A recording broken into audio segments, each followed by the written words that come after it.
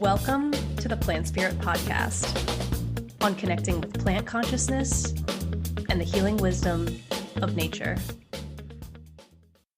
I'm your host, Sara Artemisia, and I'm delighted and deeply honored to introduce our next guest to the show today.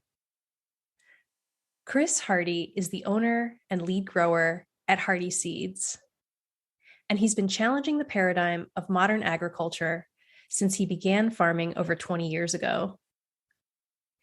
In 2015, Chris founded Hardy Seeds to continue the work his grandfather inspired, and he now oversees an extensive collection of heritage grains, legumes, herbs, and vegetable seeds. Chris was the initiator of the historic campaign in Southern Oregon to ban genetically engineered GMO crops to protect traditional seeds from the threat of contamination. And he serves on several nonprofit boards and associations committed to actively supporting seed diversity and small farm resilience. His extensive travels abroad have kept his passion high for cultural diversity, regenerative farming, and community engagement. So, Chris, thank you so much for being here. You have such a wealth of wisdom and deep commitment and passion to the seeds in this life. And I'm so grateful for your life's work and for you joining us here today. Thank you for being here. Yeah, thank you. Great to be here, Sara. Thank you so much. So awesome to connect about this. And, we were talking earlier about the experience of being in relationship with plants and how this is so important. And when it comes to growing food, certainly working with regenerative practices that honor the cycles and connections with nature are such a huge part of this. And I know that this is a huge part of what you are doing at the farm. And so I'm curious if you could tell us a bit about these regenerative methods and farming practices that you work with on the farm. Sure. Yeah. We grow a lot of pollinator plants. We have a lot of pollinator hedges. That really kind of helps anchor in our boundaries, and it also helps support our pollinators that are so important for the seeds that we grow. We're also incorporating a lot of heritage grains. We grow over 100 varieties of heritage grains from places like Syria, Pakistan, Ethiopia, Iraq, Afghanistan, Kazakhstan, Georgia and Armenia, places in the Caucasus where many of these grains originated thousands and thousands of years ago, parts of Turkey, places where I've traveled and spent a lot of time on multiple trips abroad. Just doing the work to reduce the amount of tillage that we do on our land and just making sure there's living roots in the soil at all time and covering the soil. It's all a part of the project with our grains moving towards having more carbon put back in the soil from these grains that are deeper rooted and more resilient to climate and to drought that we have been witnessing here over the past several years or more, that we've kind of been in a drought cycle, and a 1,200-year drought to be exact, the Pacific Northwest is experiencing. So we're just having to just kind of up the game on the amount of mulching that we do and the diversity of cropping, because it's so important. Because if we don't have that diversity of crops, then we're just kind of to the throes of what are the pest issues, the drought issues, the weather. We've had hailstorms and things that have come and wiped out a bunch of our crops in past years. And so it's good just not to put all our eggs in one basket and do like how most people think about feeding the world.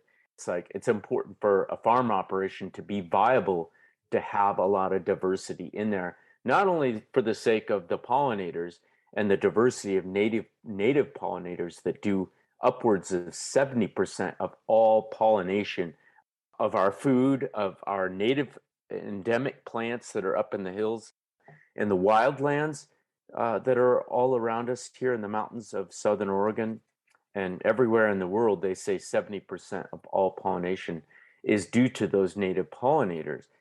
But we know that the soil microbes rely on that same concept of diversity.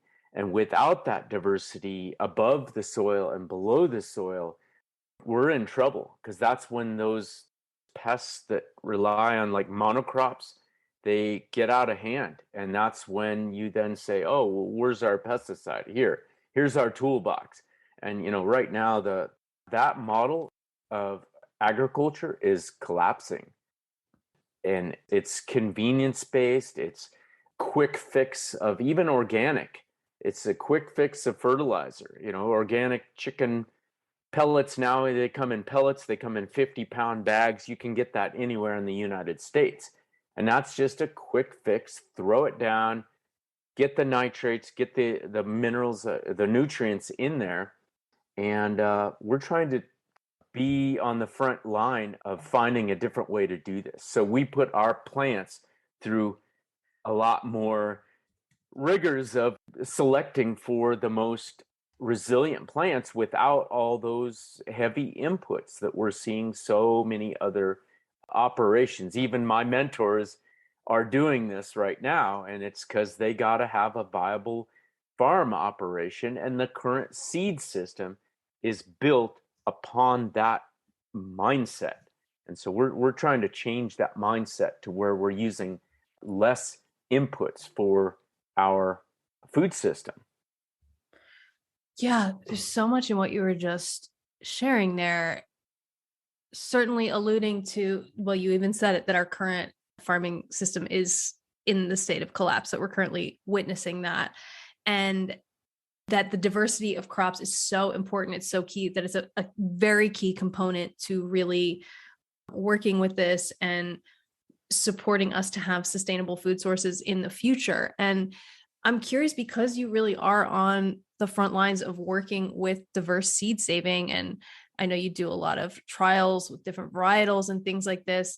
I'm curious, what is your vision for a diverse, like what would work? What do you think could work, even just say in this country or even worldwide? What would make that work for us to really move through, what many people are calling the extinction bottleneck that we're currently going through on this planet, to really thrive and come through on the other side in a way where we are all feeling nourished and supported and in a good way with our food sources? Yeah, boy, there's a lot in there. There's a lot of work. And I think a lot of the work has to come from inside. When we think about our food, I feel like it's time to reinvent what we have known and have called our food, for some of us for generations, for decades, like our lives. And some of us have been around a little longer and can actually still remember back to those days where food was food. Organic was just food. And now many years later, we have to have this label, the label certified organic. It has to be stamped that. Otherwise, it's like maybe got some bad stuff in it that we don't want to put a lot of in our bodies. And I think it's about asking, what kind of culture do we want to bring forward as farmers for our children to be brought up on? Because if our children are being brought up on a more whole food idea and practice and culture, because we can say culture because like it's really a metaphor to the culture of the pro-life, probiotic. Like you want diversity in there. And so if you think of like a fermentation of like taking a cabbage and just chopping it up and and letting it ferment for a few weeks, and then now you're eating fresh sauerkraut, it's like loaded with all this diversity of all these microbes. And it's like we can be doing that every step of the way if we think in terms of like, well, how does Mother Nature do her deal. Like, how does she get by?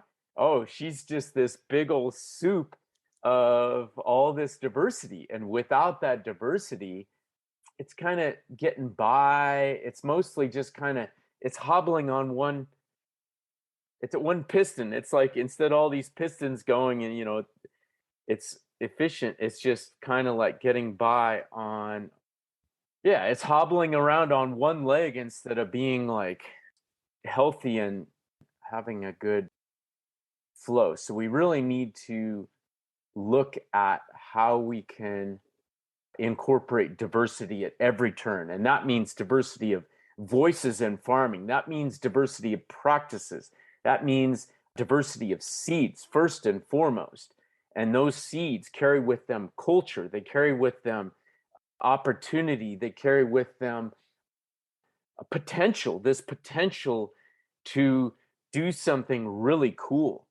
And I really love the metaphor of like how fruits and vegetables, that now they're saying that like every apple, for instance, is just like loaded with bacteria. Bacteria. Like, wait, what? Even after I wash it, it's kind of like in the peeling of the apple. And we put that in our body, and it's probiotic or prebiotic and probiotic. It's like, it's this perfect fruit, that the apple. And it just goes on with the plums and the pears and the grapes and the feijoa and the just every one of these different fruits and vegetables that are out there. It's like there's so many different merits. Like kiwi, it's like, do you peel the kiwi or not peel the kiwi?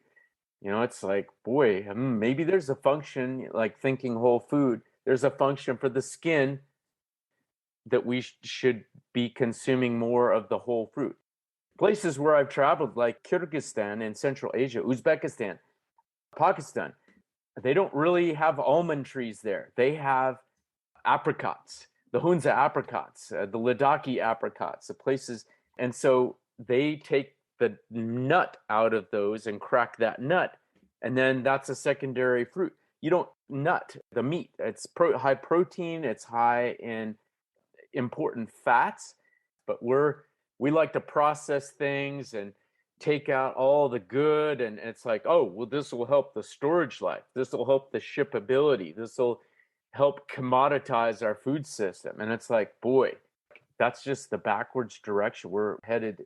As we know now, we've got so many sick people. They say the life expectancy in America is dropping for the first time ever. We're now like, it appears to be, we're on the way down. We're like doing something wrong. And that's because something like 30% of children by 2030 will be clinically obese. 1 in 3 children. Like, wait, how could our kids are supposed to be active and eating healthy whole foods, but instead they're eating more processed foods, and they're more digital devices and video games and computers and all this stuff.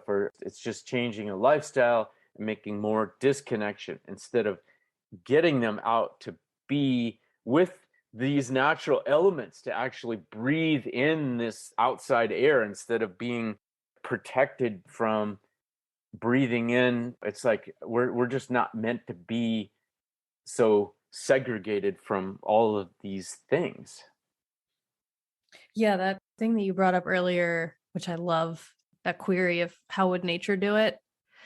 That is something, my life query, that is my life motto. This question of how would nature do it? No matter what situation I'm in, I can ask that question, and that will reveal the answer if I sit and listen long enough, which is amazing that you brought that up too. And just how would nature do it with being alive as a human in this world, connecting with the many various life forms that we exist with and are in relationship with on this planet. And I love too how you were talking earlier about your experience of traveling and connecting with these ancient diverse grains around the world. And I was curious to hear a bit more about that. How have international travels really impacted your work with plants and seeds? Because that seems like a very unique and special aspect to me of the way that you work with seeds.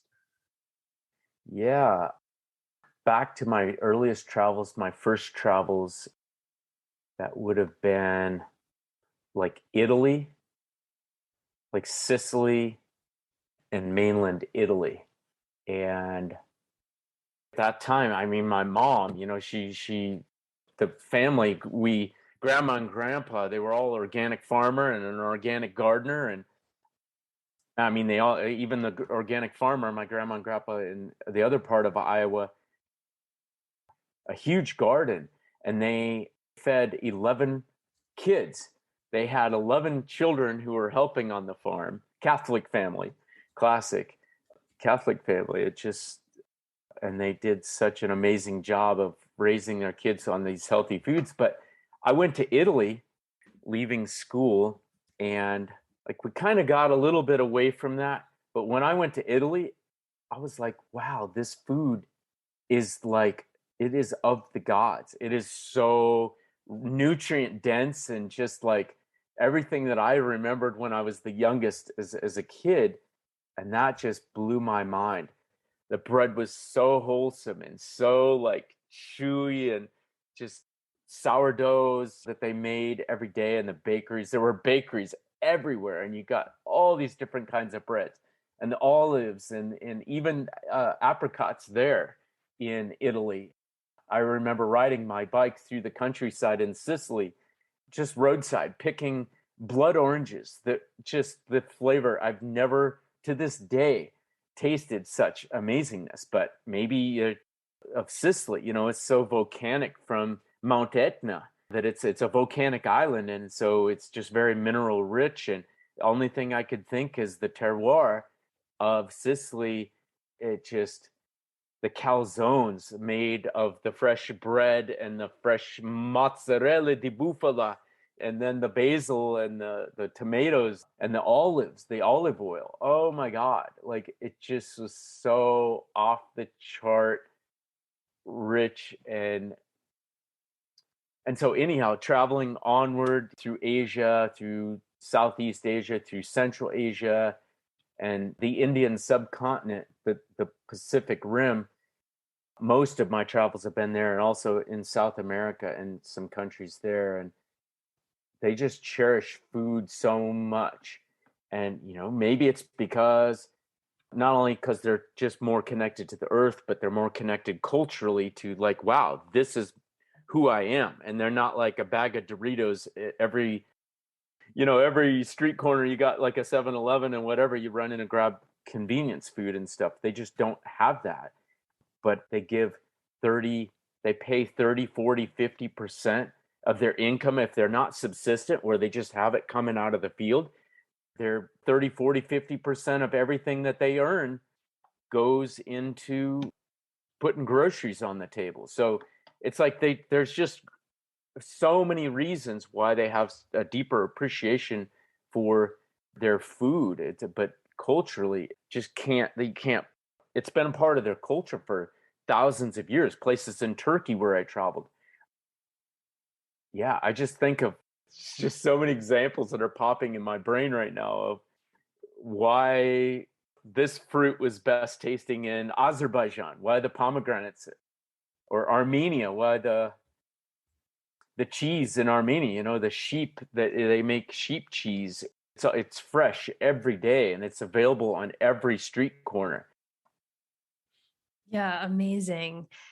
And having witnessed all that, because clearly that has impacted you so much, how do you see those experiences that you've had worldwide really coming through in your work with seeds and growing food? So we have to get these seeds into gardeners' hands. Absolutely. Because that is a part of that shifting of the culture. Because once everybody has these growing in their gardens, and then they're sharing these fruits with the gardener next door, their neighbor who's growing these in their gardens, and this exchange is really where the magic is at. Because let's say things got really tough, and we're having to rely on our farmers more. It is the consumer that is going to drive the choices of what the farmer is going to grow. Because if the farmer is like, well, I could grow this type of lettuce, or I could grow that type of lettuce, it's like some of these really amazing heirloom butter lettuces that are just like the oils on your tongue are just like, you can just feel the oil in your mouth. Vegetable oil comes from vegetables, in some cases lettuce, and they extract that out of these vegetables. Of course, anymore that nowadays vegetable oil is so adulterated with just, I think they make it from canola, and it's like a blend of vegetables. But just to know that you're getting those components, those oils that are so good for your body. But it's just that experience of eating is really going to be the big change that's really going to drive our culture in a different direction. And again, forming little communities and little neighborhoods everywhere. I think that is the change. And that gets the conversation. Where did you get those seeds? Oh, those have been grown they came from New England, and they were grown there for decades. And before that, we lost track because maybe it was the natives, or maybe it came over from Europe. That has some cultural significance. And once we start incorporating these things into our diet and the stories get out there about that, I think that's where people are going to be asking, where do we get those seeds from? And that's where I believe, and hopefully we have seed savers in every street corner that are doing that with those vegetables that they're growing. And then we don't have to have a bunch of seed companies that are trying to get the seeds out to people. It's like, oh yeah, well, I heard about your seed company. It's like, no, how about you just save those seeds, and then we don't have to, how it is these days. Most people go on the internet to get their seeds, and that's another potential for disconnect. And we don't want to see all that type of stuff get in the way. Yeah, totally. You just talked about this vision, this dream of really there being seed savers on every street corner. And clearly you work a ton with the heritage grains and crops. And so I'm curious, for folks who are really interested in taking this a step further, listening to your wise words of advice here for next steps as we move forward with our food staples. Could you tell us a bit more about the Heritage Grain Seed Library and how people can really get involved with it? Yeah. So at this point, we've been working on the seed library for 3 years. It began as a project in partnership with the Rocky Mountain Seed Alliance.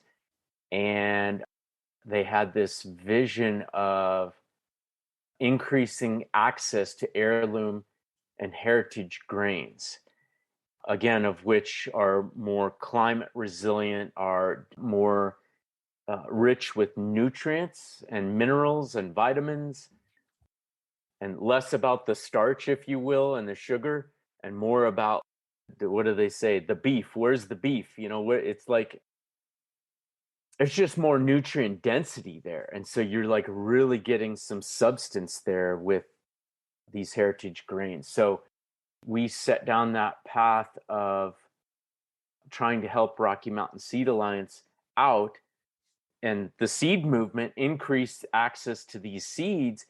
But as soon as we set off on that journey, we realized that our local community is in the same boat. And I'm right here in our local community, and I've worked with farmers in this valley for more than 15 years. And I was like, man, I can meet and connect with farmers. I can go to farmers' lands. I can help farmers understand how to process their seeds here locally. We have equipment here locally that we can share between growers that can help us process and winnow and thresh these seeds. We're designing right now, a friend of mine is helping design a thresher. He's an engineer, and he's coming up with this a thresher that's going to help us process a lot of grains and legumes. And these, again, are the commodities that are so commonly just, oh, we'll let somebody else grow that.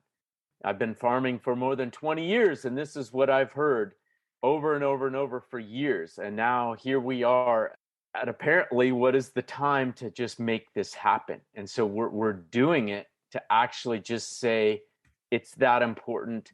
We've lost 94% of all seeds that feed humanity on this planet, 94% of those genetics have been lost to the industrial based commoditized food model. And that doesn't matter if you're in India, it doesn't matter if you're in Ukraine. That's the reality of the global food system. So right now, it's time to pick up the game. And if we're going to be more resilient in the face of climate, with these changes that we're seeing happen and hearing happen all over the world right now, we're going to have to do something. And so that's what this seed library in Southern Oregon, the grain and bean seed library, is just to make these more available to people first and foremost here locally. And we're excited with the dozen plus partners that we have been working with to help us. Now we're on multiple acres and taking, Sara, what was a tablespoon of seed, and we're looking forward to a yield in the thousands of pounds here this year in 2022. Incredible. That reminds me of that quote. I think it's something to the effect of 1,000 forests are born from one acorn or something like that. Just how powerful this potential of the seeds really are when we put that into action. And, you mentioned earlier how you've been farming for over 20 years. I'd love to hear a bit more about that. How did you even get involved in farming in the first place? And what's your journey been with the plants over the years? Yeah, so, oh man, the journey with the plants. I guess, again, it just kind of started in Iowa, and I got to see my grandma and grandpa's garden. Grandpa was really the master gardener, and grandma would take the veggies and can and ferment and do all these amazing fermented foods, and she would make her own bread. But I guess it was pretty much just the connection with seeing how much care and love they put into this amazing garden, and my mother and father, an amazing garden. Mostly my mom on that side, because dad was always working, had a painting business. But when it came to potato harvest and came to sweet potatoes and tomatoes, it would require all of us kids to be out there in the field. Granddad would bring his tractor, the organic gardener, a master gardener. Grandpa Hardy would bring his garden tractor, and it had a plow on it. And it was just a riding lawnmower with this plow connected. And it would just flip the potatoes all out because he hit it just right. And he knew exactly how to get the potatoes out, but it would flip all the potatoes out. And us kids would go out there just picking potatoes. And then the other connection that I have with plants is working on my grandfather's farm of my mother's side. And that was on the Wisconsin, Illinois, the Mississippi River side, out looking over the Mississippi Basin, and in Iowa, on the other side of Iowa. And I would help go out there in the summer and help put up alfalfa hay, and would help harvest corn. And he grew barley and oats and wheat and rye, I believe, and some legume, and alfalfa. But just helping tend the animals on their 300-acre farm. And back when this was like a real family farm, like a real organic, diverse family farm, not like, oh yeah, we have this beautiful family farm and we grow corn. And there's nothing wrong with that, but just saying, when you start to add and see the richness that diversity brings into a farm, that's when I really started learning about all these different plants and going mushroom hunting and wild foraging for huckleberries and raspberries and things out in the woods.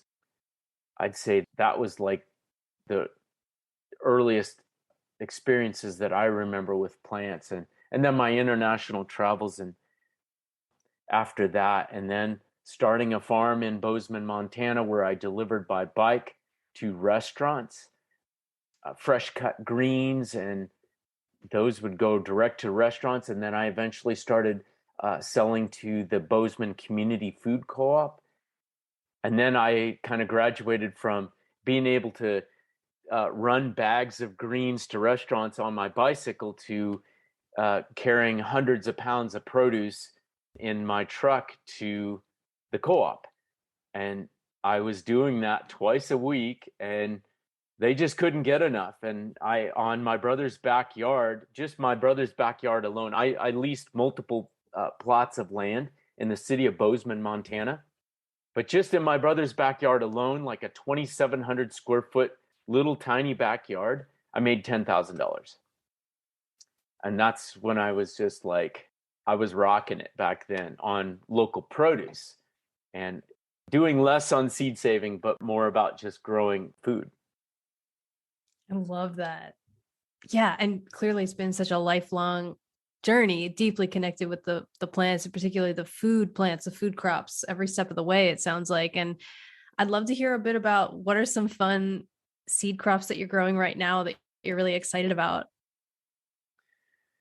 Ooh, man, there's so many. I just cherish so much the varieties that we're growing, and I'm just getting just more and more. The thing with seeds and getting people excited about seeds, we live in a distracted world. We live in a place that is just the internet and the hype and the YouTubes and like all these different things are just, they keep our brains, oh, what about this? Oh, what about this? We're just like all over the map. And so that kind of, with that comes this need for seed companies to keep kind of churning out a lot of like cool things, and oh, we got this, oh, you should try that. Yes, they maybe taste different. Do they taste better? I don't know. Maybe you've been growing this one thing for 10 years and it's kind of just boring, and so you're like, you found this new thing and you're like, oh, these carrots are just the best carrots. That is possible. And I'm just finding myself over these recent years especially like, oh man, this variety right here of Amaranth, the Guatemalan Amaranth that we received from a friend who has a seed cooperative down in Guatemala. And she sent us this seed, and I just find it like that we can do so much with it. We can eat the greens. We can use the plant as a dye, and we can grow it on further to produce grain. And that grain, amaranth, has as much protein as quinoa. And quinoa is like, they praise quinoa and they're like, oh, there's the highest protein grain. It's like, well, amaranth and quinoa are cousins. And it's so drought tolerant, so drought resistant, requires such little water to produce, and it's very resource resilient. So it doesn't need to like be pumped up with fertilizer, unlike corn. So amaranth is one, and millet is another. It is very, very, very drought tolerant, has very deep tap roots, and it's so rich in protein and nutrients for you. And some of these grains are just like rocking my world right now, Sarah. I like the purples in some of the wheat and the barley are just so violet. They're more than violet. They're just so deep purple. And those anthocyanins are, anti-cancer. And we grow a corn that has a deep purple in it too. So, but on the other hand, corn needs water. And these grains need no water, no fertilizer, no inputs, no nothing. You just plant them in the fall and maybe do a weeding in the spring, as things start to green up. And we put mulch down, and we're starting to accumulate more mulch over the years of growing these grains. And so we're starting to use the mulch that we produced the year previous to mulch these grains in. So we're like trying to close all the loops on our farm and not have to import and bring in, so that these grains are feeding the soil with their deep, deep tap roots, and not tap roots, but they're, they go down feet to be able to, in drought. Like last year, we had epic drought, like terrible, terrible drought. And we got amazing yield comparable to the year that we got all the rain. And so the rain and the snows fall and they water these grains and they just keep growing all winter long. And by the time spring sets in, ready to set seeds, and they do their thing. And it's like, wow, we just got a yield out. It didn't have to set up drip lines or figure out how to water or fertilize or nothing on it. The cool weather, we call them cool weather grains because they're planted in the fall. And so unlike the sorghum and the millet and the quinoa, I really appreciate this quinoa that we've been growing in Southern Oregon since 2008. And it's been through some of the hottest weather. We had 116 degrees last year, 116 degrees in Southern Oregon.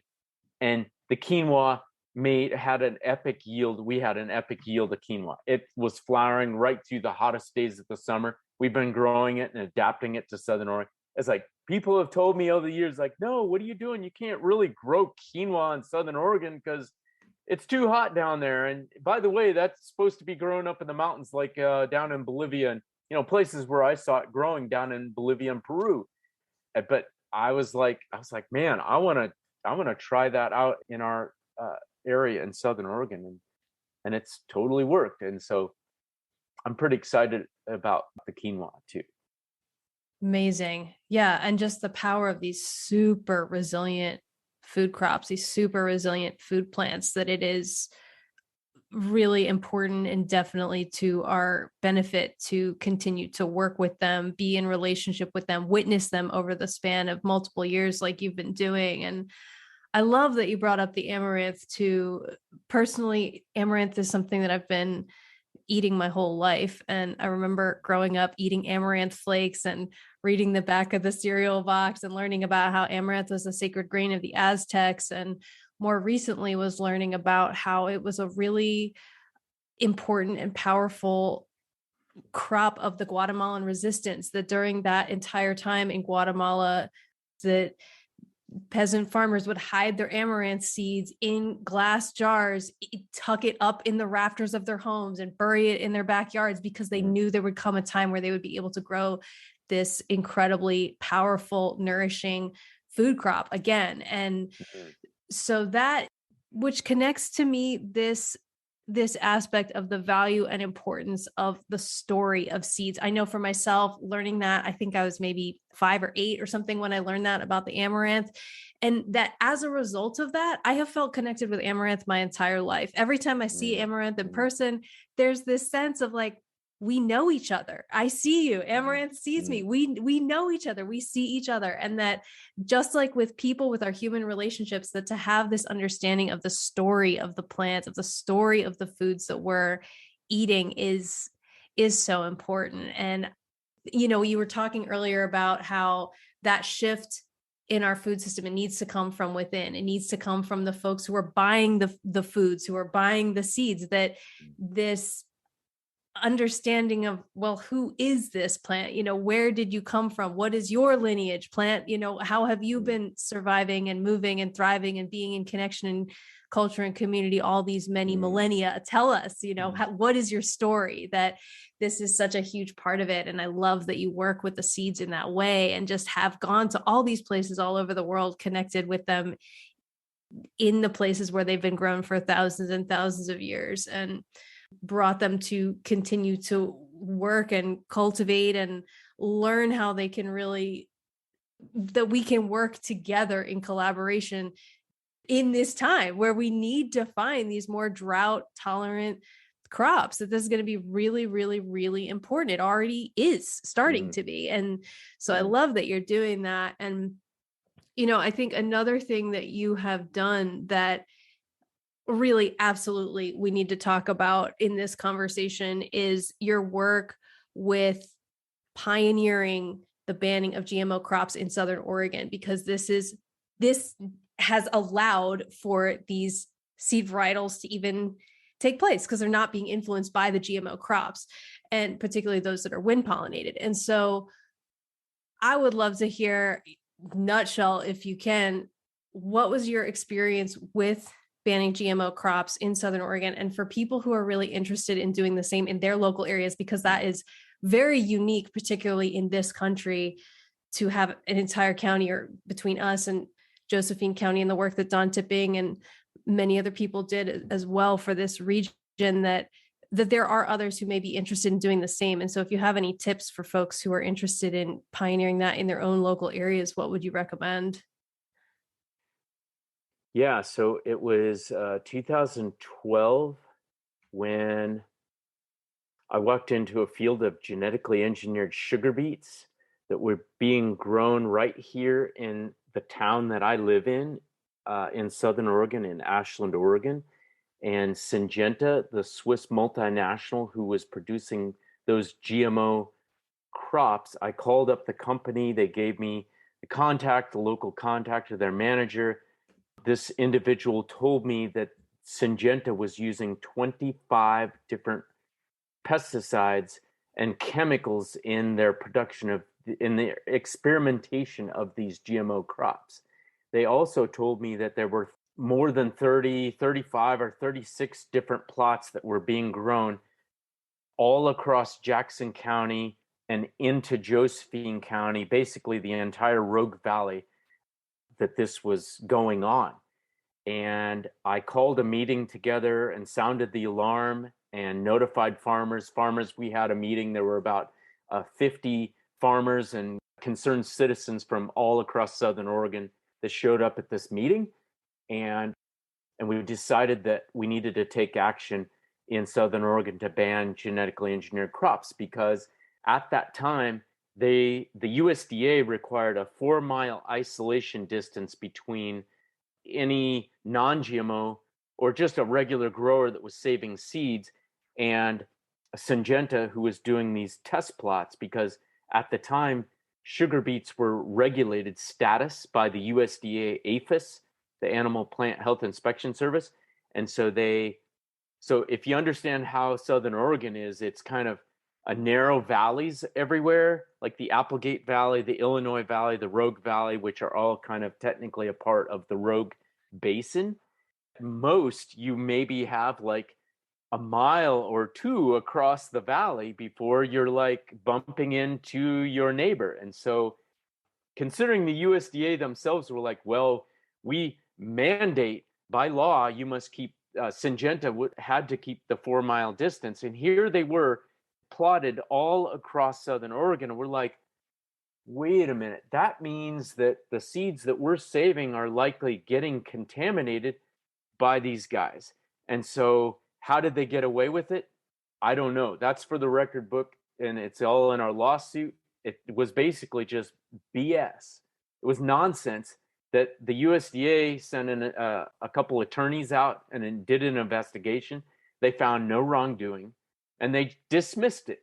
Like, how could you dismiss it when they're basically running people into potential that the company would sue farmers for saving seeds that got contaminated by genetically engineered, by their technology, which is by law, against the law, to be able to save those seeds, sell those seeds, or replant those seeds. So I was a part of that initial effort, and I was the chief petitioner of the Jackson County GMO crop ban. And May of 2014, 66% of Jackson County said no to GMOs, yes to family farms, and 58% of Josephine County said the same. And so we thereby sent any of the Monsanto GMO corn that was being grown here, GMO sugar beets, we sent all the GMO anything out of our valley.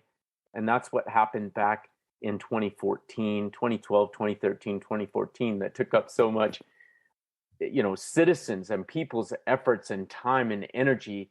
And we had hundreds of farmers that supported that crop ban. And it was just rallying. It was all about rallying the citizens around what the needs of the farmers were. And on that day, in that campaign, the farmers of this valley spoke and they said, this is what we need in order to continue to farm here. And so we did that to protect the future of local agriculture here in the valley. Super important. And so Jackson County was then sued by Monsanto and backed by their money and a couple farmers who were like, oh, well, we want to grow GMOs. And so anyhow, they lost that lawsuit. We won the lawsuit. They sued Jackson County saying, hey, you guys can't do this. Every farmer has the right to farm, do whatever they want. And we're like, yeah, the right to farm, not to harm the economic livelihoods of other farmers, to say nothing of the fact that these use so many different herbicides and pesticides and chemicals. We're like, man, this is impactful on children.